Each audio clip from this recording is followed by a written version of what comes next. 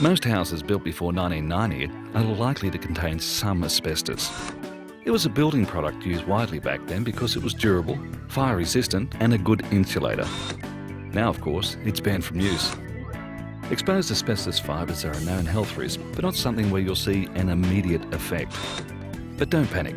Most asbestos, if it's well maintained and coated with paint or sealant, is unlikely to be a problem. And the fibres are usually tightly bound together in cement or some other material. It's only when you or someone else disturbs asbestos through cutting, drilling, sanding, water blasting or removing asbestos panels that the fibres are at risk of becoming airborne and pose a higher risk to you and your family if they're breathed in. This means if you have plumbers, electricians, tilers, painters or the like visiting your house to complete work, or if you're doing your own home renovations, it's important to know where it could be. So, where are some of the places you might find asbestos lurking in your home? Hopefully, Louis will be able to help answer that question. Louis is a former tradie who's now a Workplace Health and Safety Queensland inspector. What he doesn't know about asbestos isn't worth knowing. He's visiting Lauren today to show her where she might find asbestos in her home and provide some hot tips on how to best manage it.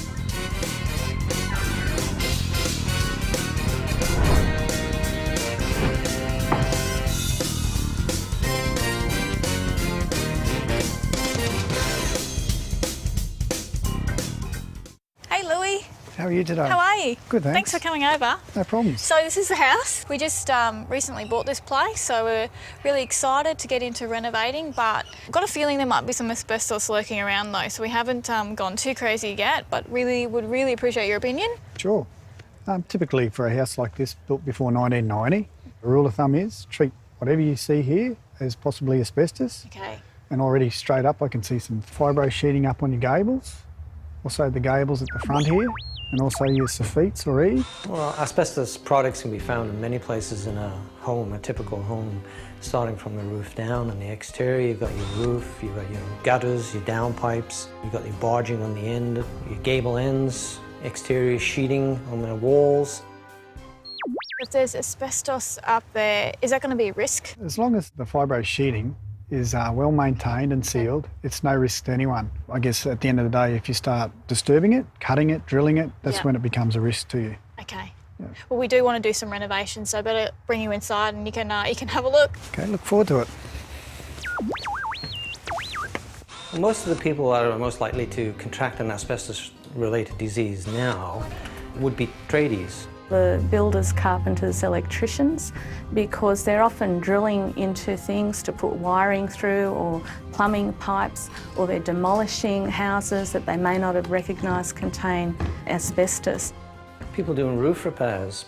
People can even be exposed to asbestos fibres hosing off their roofs. Gurneying or high-pressure washing. It's not just the tradies that are at risk here, it's the home renovator, the do-it-yourselfer, the person who may not be able to afford to bring a tradie in. Quite handy themselves, want to do a little home project. They'll take on the work, and quite often who helps dad out with the work? Could be even the kids. And that's why we are very concerned to make sure that people that are working with asbestos, first of all, they recognise it, and secondly, they take the proper precautions. Welcome to my home. Oh, lovely. I'll show you this little room first. This is my study. Got a lot of great ideas for this little spot, so I'd really like your opinion as to whether you think there's anything I need to be concerned about here. Yeah, I reckon just because of the age of the house and just looking at the dimple effect on your wall sheeting here and the protruding nails, that's typical of an older type asbestos. Okay. And also your ceilings are the same. Yeah, so, I can see the nails up on the roof there. But like anything, you do get it tested before you do any work on it, but I'd be treating it as asbestos, definitely by that look there. Okay.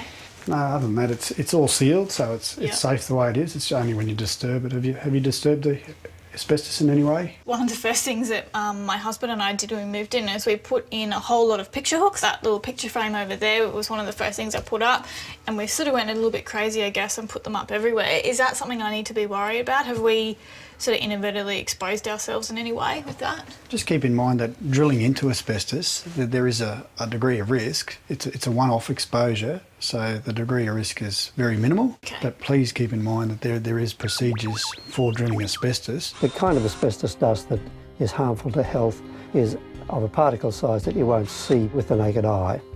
When you're working with asbestos materials, if you're wanting to drill it or sand it, you run the risk of creating quite a lot of fibres, thousands and thousands, maybe hundreds of thousands of fibres, and those are dispersed into the air around where the worker is working.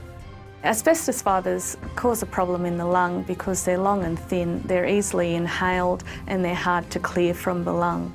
And although our bodies can cope with a certain amount of fibres, there comes a point when your lung can't cope with too much asbestos. There's three main diseases that asbestos causes. One is asbestosis, which is the scarring of the lung tissue, and that prevents oxygen being absorbed through the lung and into the bloodstream. And the second, more serious one, is asbestos-related lung cancer. And the third and most serious disease is mesothelioma, and that's a cancer of the lining of the lung. Despite 20-30 years of research, we still don't have good treatments for it, and the average life expectancy is still measured in months rather than years. We should treat asbestos with caution, we shouldn't be afraid of it, but we also shouldn't ignore the risk. Louis, one of the things I want to do is just get rid of this wall and like open up this space. Is that something that my husband and I can do ourselves? Even if you wanted to remove that one sheet there, the same precautions are applicable, so it's got to be done by the book. The same risks apply. If I was an owner of a home or a property that I wanted to renovate or demolish or alter in some way, shape or form, I would get some advice and have the property inspected by a trained professional. They will identify the areas where it will exist, and then they can be recorded. We can even put stickers notifying people that there's asbestos on the property, and you quite often will find them in electrical boxes or inside linen closets or under the sink in kitchens, where a person or a trade person may normally go to conduct their work. That gives tradies or somebody coming to the property an opportunity to identify that there is asbestos on the property before they disturb it. So Louis, this is the master bedroom, and one of the things that I want to do in this room is do some kind of cool feature wall, maybe a really nice wallpaper here. Yeah. Is this wall the same as the other wall in the study? What I'm looking at here is the flat walls as such. There's no joins in it like the other room. Can't see any dimple looks, and just the feel of it, it actually feels like gyprock, and also your gyprock cornice up here, and possibly your gyprock ceiling as well. So to me, this has gone through a recent renovation. I'd probably get an electrician in just to pull those points off. Yeah. Get a sample behind those points just to confirm it is asbestos free. Hopefully it's asbestos free, because then I can get stuck into this room straight away. In through here, it's a bit of a funny room for us. I can see straight up by some of the sheeting here with the exposed nails and a bit of dimple in some of the sheets I can see that once again, like that first room we looked at, it would most probably contain asbestos. Okay. The same with your ceilings as well. Okay. Yeah. I noticed also the soffit sheeting. That's typical of a fibro asbestos type sheeting. I can see that all the holes are actually sealed with paint, so there's no real issue to you unless there's going to be new holes drilled. But I can see over here straight up you've got some cracking. And that's just from bowing and stretching over the years. Those cracks are actually sealed with paint. So there's no risk to yourself, but if that was a fresh crack, of course, well, you'd definitely get it sealed with paint.